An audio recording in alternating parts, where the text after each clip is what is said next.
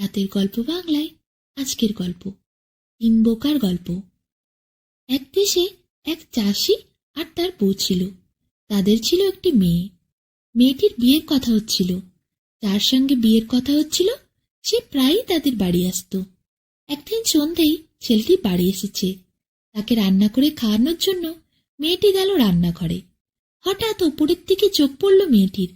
দেখল ঘরের চালায় একটা মস্ত বড় কাঠের মুগুর রয়েছে। মুগুরটা যে কতকাল ওখানে রয়েছে তার কোনো হিসেব নেই, অথচ এতকাল ওটা তার চোখেই পড়েনি। দেখে সে খুবই দুর্ভাবনায় পড়ল।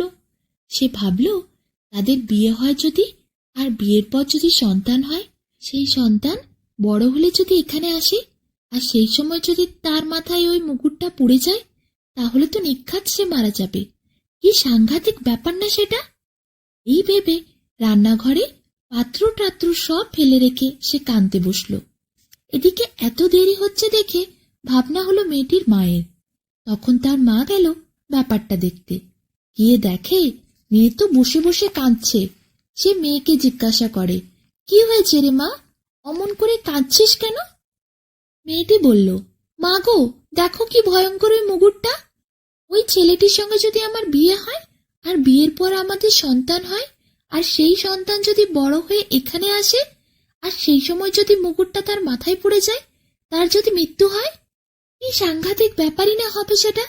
শুনে তো তার মা বলল, তাই তো বাছা, তাই তো, সত্যিই তো, সে এক সাংঘাতিক ব্যাপার হবে। মেয়েটির মাও তার পাশে বসে কান্না করতে শুরু করলো। এদিকে অনেক দেরি হয়ে গেছে।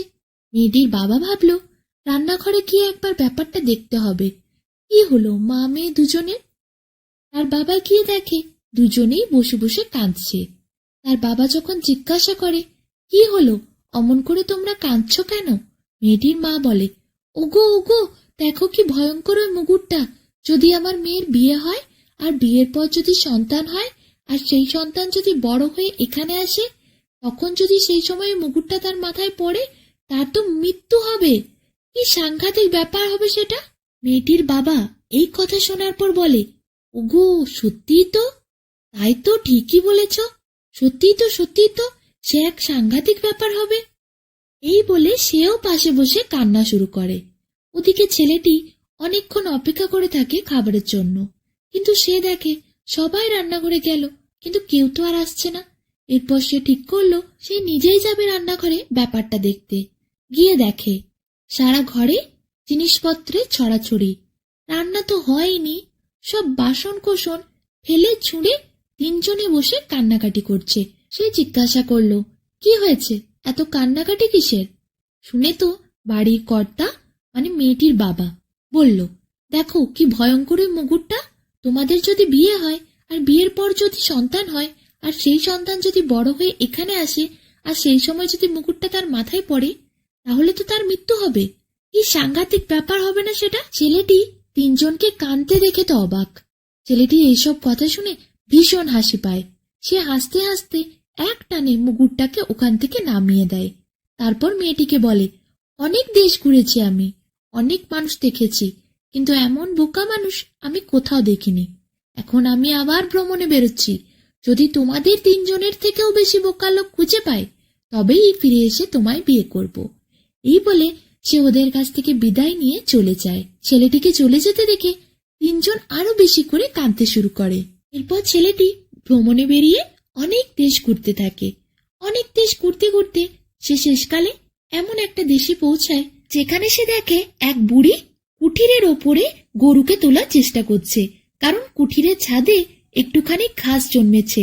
বুড়ি একটা মই দিয়ে গরুটাকে ঘাস খাওয়ানোর জন্য সেই কুঠিরের ছাদে তোলার চেষ্টা করেই যাচ্ছে। ছেলেটি এত মজার ব্যাপার দেখে বুড়িকে বলে, কি করছো এটা? বুড়ি বলে, দেখছো না ছাদে কি সুন্দর ঘাস গজিয়েছে, গরুটাকে ওখানে তোলার চেষ্টা করছি, প্রাণ ভরে ও যাতে ঘাস খেতে পারে। তাছাড়া ওখান থেকে তো আর পড়ে যাওয়ার কোনো সম্ভাবনা নেই, কারণ গলায় আছে একটা দড়ি। দড়ি বেঁধে দড়ির অন্য দিকটা আমার হাতে জড়িয়ে রাখবো, টান লাগালি যাতে বুঝতে পারি। ছেলেটি বলল, উফ, তুমি কি বোকা, তার চেয়ে তুমি ছাদে উঠে কিছু ঘাস নিয়ে এসে গরুটাকে দাও না, গরুটা তো খেতে পারবে। কিন্তু বুড়ি কিছুতেই শুনল না। তার মতে গরুটাকে ছাদে পাঠানোটাই সব থেকে বেশি সহজ। তাই বুড়ি গরুটাকে অনেক ভুলিয়ে বালিয়ে অনেক বুঝিয়ে সুঝিয়ে কোনো রকমে ছাদে তুলল। তারপর গলায় একটা দড়ি বেঁধে সেই দড়িটার অন্য দিকটা তার হাতের কবজির সাথে নিয়ে বেঁধে নিল। ছেলেটি তখন ওখানে দাঁড়িয়ে দাঁড়িয়ে এসব দেখে তো অবাক। সে ভাবছে কত বোকা মানুষই এই পৃথিবীতে আছে। ছেলেটা তারপর খানিকটা এগিয়েছে, তখনই হঠাৎ করে একটা শব্দ শুনে সে পিছনে ফিরে তাকালো। দেখলো গরুটা ছাদের থেকে পড়ে গেছে, আর গরুর গলায় যে দড়িটা বাঁধা ছিল সেটার টানে ছিটকে খুব জোরে বুড়ি পড়েছে, আর দেওয়ালে মাথাটা খুব জোরে ঢুকে গেছে। ছেলেটি তারপর যায় বুড়ির কাছে, বুড়িকে আস্তে করে ধরে তোলে। অন্যদিকে গরুটিকে বাঁচানোর জন্য আশেপাশের বাড়ির কিছু লোককে ডেকে আনে। এরপর ছেলেটি সেখান থেকে আবার ভ্রমণে এগিয়ে পড়ে। যেতে যেতে সন্ধে নেমে আসায় সে একটা সরাইখানায় আশ্রয় নেয়। যে ঘরে সে শোবে সেখানে ছিল দুটো বিছানা, একটি ছিল তার আর অন্যটি ছিল অন্য একজনের।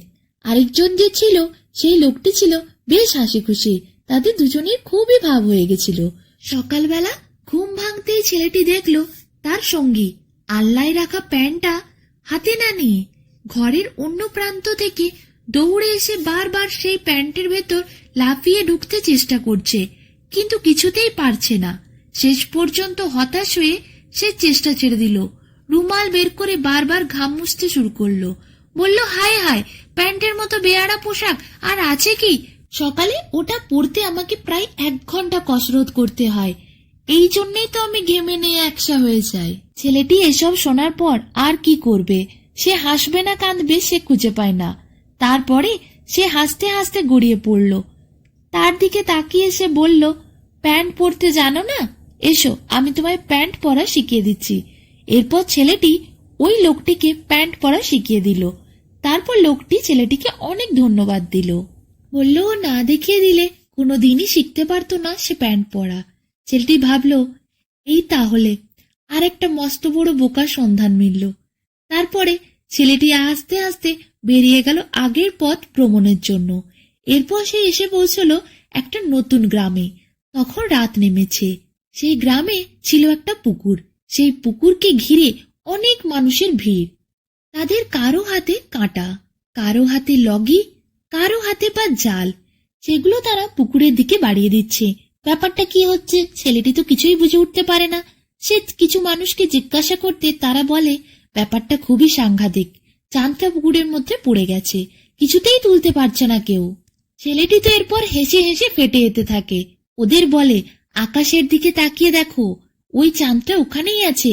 পুকুরে যেটা আছে সেটা চাঁদ নয়, চাঁদের ছায়া জলে পড়েছে। কিন্তু ওদের মাথায় কিচ্ছু ঢোকে না। তারা তো ছেলেটির কথা শোনেই না, বরং উল্টে এমন গালিগালাজ করতে থাকে যে তাড়াতাড়ি ছেলেটি ভয়ে সেখান থেকে চলে যায়। ছেলেটি অনেকটা দূরে চলে আসে। তারপর ভাবে, সত্যি বোকাদের দলের হাত থেকে বেঁচেছি। ওই বোকাগুলো কিছু তো শুনতেই চায় না, বুঝতেও চায় না, আবার কিনা কি করে বসবে তার ঠিক নেই। তার থেকে চলে এলাম, ভালোই হয়েছে। এরপর সে শান্ত মাথায় ভাবে, সত্যি গ্রামের সেই 3 জনের থেকেও পৃথিবীতে অনেক বোকা বোকা মানুষ আছে। এরপর সে গ্রামে ফিরে যায়, মেয়েটিকে বিয়ে করে।